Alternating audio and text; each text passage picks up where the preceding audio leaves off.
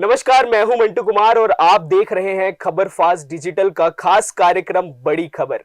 बड़ी खबर में आज हम बात करेंगे बिहार के बारे में। बिहार में आज बड़ा मंत्रिमंडल विस्तार किया गया है और उसके बारे में जानेंगे कि क्या उसके मायने हैं और होने वाले बिहार में विधानसभा चुनाव को लेकर किस तरीके की रणनीति तैयार की गई है, क्या उसके मायने हो सकते हैं, किस तरह के बदलाव देखने को मिल सकते हैं। इसके लिए हमारे साथ बात करने के लिए हमारे सहयोगी मौजूद है सचिन। सचिन सर, ये बताइए कि आज जो कैबिनेट विस्तार किया गया है बिहार में, उसके क्या मायने हैं। जी बिल्कुल मंटू, इससे साफ जाहिर होता है कि भाजपा ने बिहार विधानसभा चुनाव की तैयारी शुरू कर दी है। आज नीतीश कैबिनेट का विस्तार किया गया जिसमें 7 भाजपा विधायकों ने मंत्री पद की शपथ ली। और जिसमें बड़ी बात यह है कि इसमें सारे जो विधायक थे वो भाजपा के थे और इसमें जातीय समीकरण को ध्यान में रखकर सभी मंत्रियों को विधायकों को मंत्री बनाया गया है। जिन 7 विधायकों को मंत्री बनाया गया है उनका नाम इस तरीके से है।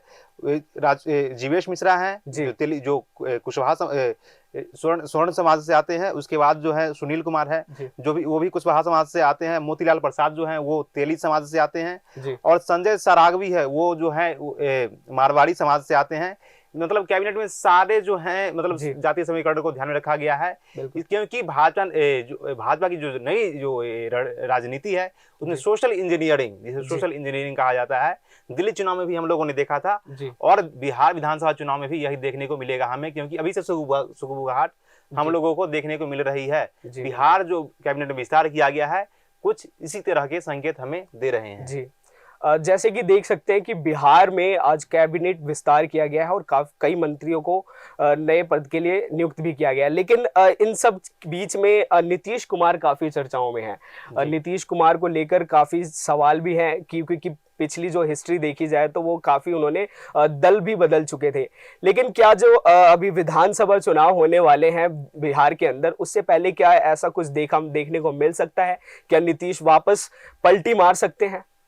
देखिए, नीतीश कुमार के बारे में कहना बहुत मुश्किल है कि वो किस तरफ जाएंगे, लेकिन अगर मौजूदा स्थिति की बात करें तो मौजूदा स्थिति में यही कहा जा सकता है कि नीतीश कुमार मतलब पाला बदलने के मूड में नहीं है वो। मतलब मौजूदा स्थिति को अगर देखें, जिस तरह से उनके हाव हैं, जिस तरीके से उन्होंने भागलपुर में पीएम मोदी के साथ रैली में शामिल हुए, उनके नेताओं के जो बयान आ रहे हैं उससे मतलब साफ स्पष्ट जाहिर हो रहा है कि वो अभी पाला बदलने के मूड में नहीं है और भाजपा के साथ अस्थिर लग रहे हैं, वो शांत लग रहे हैं। मुझे लग रहा है कि 2025 का विधानसभा चुनाव नीतीश कुमार एनडीए के साथ ही लड़ेंगे, वो आरजेडी के साथ जाने के पक्ष में अभी दिख नहीं रहे हैं। जैसे कि अभी आपने बात किया जातीय समीकरण की थोड़ी देर पहले, तो जातीय समीकरण वो किस तरीके से बिहार की पॉलिटिक्स में काफी इंपॉर्टेंट होता है और किस तरीके से जो विधानसभा चुनाव होने वाले हैं बिहार के अंदर वो किस तरीके से मतलब राजनीति बदल सकता है और वोटरों को अपने और आकर्षित कर सकता है, वो आप बताइए एक बार। जी बिल्कुल मंटू, अगर हम बात करें बिहार के तो भारत के जो अन्य प्रदेश है वहां से बिल्कुल अलग बिहार का चुनाव है। बिहार में जो है जातीय समीकरण हर पार्टी अपने ध्यान में रखती है। दिल्ली के चुनाव में देखा होगा कि आपने यहाँ जातिवाद की कोई ज्यादा चर्चा हुई नहीं, लेकिन बिहार में काफी महत्वपूर्ण इसलिए है क्योंकि वहां शुरू से ही अगर आप देखें तो जातीय आधार पर सरकार जो है चुनती आ रही है। अगर हम जात की अगर बात करें तो उसमें सबसे बड़ा जो वर्ग है वो है ओबीसी का। बिहार में ओबीसी कम से कम 63% के आसपास ओबीसी है। तो भाजपा की और नीतीश कुमार की नजर इसी पे है। इसके अलावा मुसलमानों की जो आबादी है वो 17% है। ब्राह्मणों की जो आबादी है, जिसे स्वर्ण कहते हैं हम, उनकी आबादी 17% है और 19% के पास आसपास जो है दलित वोट बैंक है। तो भाजपा की जो नजर है वो है सिर्फ ओबीसी पर। मतलब हम ये दावे के साथ नहीं कर सकते ओबीसी पर, लेकिन उनका मेन फोकस जो है वो ओबीसी पर है। इस बात का संकेत हमें 2023 में ही मिल गया था जब नीतीश कुमार की उस वक्त आरजेडी और नीतीश कुमार की सरकार थी। उस वक्त नीतीश कुमार ने मतलब उनकी कैबिनेट ने 65% आरक्षण जो है ओबीसी के लिए पास कर दिया था।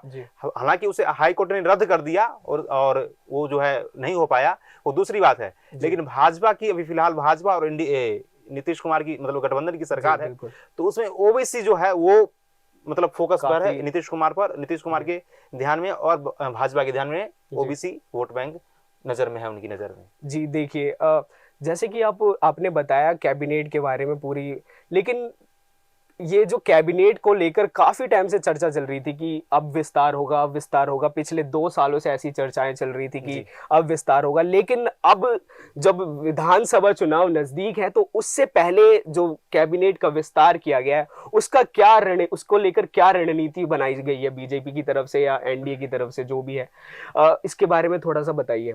जी बिल्कुल, मतलब खबरें तो ये आ रही थी कि 1 साल पहले ही कैबिनेट विस्तार होना था, नीतीश कुमार की कैबिनेट जो है वो उसका विस्तार 1 साल पहले होना था, लेकिन अब मजबूरन जो है चुनाव में ज्यादा दिन बचे नहीं है, 6 से 7 महीने बचे हैं, उसके बाद आचार संहिता लागू हो जाएगा, फिर आप कुछ कर नहीं पाएंगे। तो मजबूरन एनडीए सरकार को यानी कि भाजपा को बिहार में कैबिनेट का विस्तार करना पड़ा है। और सातों जो विधायक जो मंत्री बने हैं वो भाजपा के ही हैं, और सातों जो है अलग अलग जाति के हैं, उसमें कुर्मी भी हैं, यादव ओबीसी के समुदाय के भी है, ब्राह्मण समुदाय के भी हैं, नीतीश कुमार जो है खुद कुर्मी है। तो इन सब बातों को ध्यान में रखकर भाजपा ने ऐसी रणनीति बनाई है कि कोई वर्ग नाराज न रहे। सबसे बड़ी बात इसमें यह है कि किसी को भी मंत्री पद से इस्तीफा देना नहीं पड़ा है। सबसे बड़ी बात इसमें यह है ताकि कोई नाराज भी ना हो, और मतलब एक तरह से ये कह सकते हैं कि सांप भी मर जाए और लाठी भी न टूटे। तो भाजपा ने ये ध्यान में रखकर सभी जात को साधने की कोशिश की है। जी बिल्कुल। जैसे कि देख सकते हैं, आपने बताया जातीय समीकरण और क्यों लेट हुआ, लेकिन अगर हम बात करें अलग दूसरी पार्टियों के बारे में भी बात करें बिहार के अंदर, तो ओवैसी की पार्टी भी काफी अहम है, क्योंकि इन्होंने पिछली बार जब विधानसभा चुनाव हुए थे तो उसमें अपनी पार्टी भी उतारी थी और उनके कुछ नेता जीत के विधानसभा भी पहुंचे थे। लेकिन हालांकि बाद में वो चीजें काफी बदली दिखाई दी, उनके जो नेता थे उन्होंने पार्टी बदल लिया। तो अभी जो ओवैसी की पार्टी है वो किस तरीके से जो विधानसभा चुनाव होने वाले हैं बिहार के अंदर वो सारी रणनीति बदल सकती है, या वो किसके पक्ष में, किसको फायदा हो सकता है उनको आने से। जी बिल्कुल मोन्टू, अगर हम पिछले विधानसभा चुनाव की बात करें तो असदुद्दीन ओवैसी की पार्टी यानी AIMIM ने 5 सीटें जीती थी, यानी उनके 5 विधायक चुनकर आए थे। ये दूसरी बात है कि उनके 5 में से 4 विधायक आरजेडी में शामिल हो गए, उनके 1 विधायक मात्र बचे हुए हैं। लेकिन इस बार भी AIMIM यानी कि असदुद्दीन ओवैसी बिहार की विधानसभा चुनाव में उतरेंगे, और इससे जाहिर है कि मुसलमानों के जो वोट है उनका बंटवारा होगा, और इसका फायदा सीधे एनडीए को मिलेगा। सीधा फायदा मतलब भाजपा को और नीतीश कुमार की सरकार को मिलेगा। तो बिहार में जो ओवैसी है भले ही सरकार नहीं बना सकते हैं, लेकिन वो एक महत्वपूर्ण फैक्टर है, क्योंकि मुसलमान वोटों का ध्रुवीकरण होगा, जाहिर है इससे फायदा भाजपा को मिलेगा। दिल्ली में भी उन्होंने उतरा, कोई सीट उन्होंने नहीं जीती, उनकी पार्टी ने नहीं जीती, ये दूसरी बात है, लेकिन वो हर प्रदेश में उतर रहे हैं। और इससे मतलब ये इसका संकेत उन्होंने जब बीपीएससी छात्रों का प्रदर्शन चल रहा था तो उनकी पार्टी मतलब जो भी है उनके नेता वहां है उन्होंने प्रदर्शन किया था। तो इस बात से अब संकेत लगाए जा रहे हैं कि ओवैसी इस बार भी अपनी जो है वहां ताकत झोंकेंगे। उनकी जो मेन पकड़ है वो किशनगंज की तरफ है, वहाँ मुस्लिम बाहुल्य जिला है, तो वहीं उसी जिले में उनकी पार्टी ने 5 सीटें जीती थी। तो ओवैसी के बिहार चुनाव में आने से जाहिर तौर पर इससे फायदा जो है भाजपा को होने वाला है। बिल्कुल। जैसे कि देख सकते हैं, सचिन बताया कि ओवैसी की पार्टी को आने से बीजेपी को काफी ज्यादा फायदा होने को देखने को मिल सकता है। लेकिन अभी हम बात करेंगे कैबिनेट विस्तार जो हुआ है उसके एक बात इसमें और कहना चाहूंगा कि बिहार का इतिहास है, मतलब 2000 जब से नीतीश कुमार मुख्यमंत्री बने हैं तब से कोई भी पार्टी अकेले दम पर सरकार नहीं बना पाई है। ये इतिहास है। और एक इतिहास ये भी है कि जिधर नीतीश कुमार रहेंगे उधर की ही सरकार बनेगी, क्योंकि भाजपा और आरजेडी मजबूरन विचारधारा जो अलग अलग है उसके कारण दोनों साथ में नहीं आ सकते हैं, और नीतीश कुमार इसका फायदा पूरा उठाते हैं, और वो जिधर जाते हैं सरकार उसी की बनती है, और मुख्यमंत्री नीतीश कुमार ही रहते हैं। सिर्फ एक बार 2013 में नीतीश कुमार ने इस्तीफा दिया था, 2014 के जो विधानसभा चुनाव थे उनको झटका लगा था, इसलिए उन्होंने इस्तीफा दिया था और जीतन राम मांझी को मुख्यमंत्री बनाया था। तो अगर उस पीरियड को छोड़ दें तो उसके बाद से लेकर अभी तक नीतीश कुमार ही मुख्यमंत्री हैं, और ऐसा कयास लगाए जा रहे हैं कि 2025 के विधानसभा चुनाव में जो साल के अंत में होने हैं उसमें एनडीए का चेहरा नीतीश कुमार ही होंगे, क्योंकि भाजपा के पास मजबूरी है। भाजपा के पास मजबूरी ये है कि वो अकेले दम पर अपने दावा ठोक नहीं सकते हैं। भाजपा के पास एक और मजबूरी ये है कि उनके पास कोई बड़ा चेहरा है नहीं। और जदयू की बात करें तो नीतीश कुमार के अलावा उनके पास भी कोई बड़ा चेहरा है नहीं है।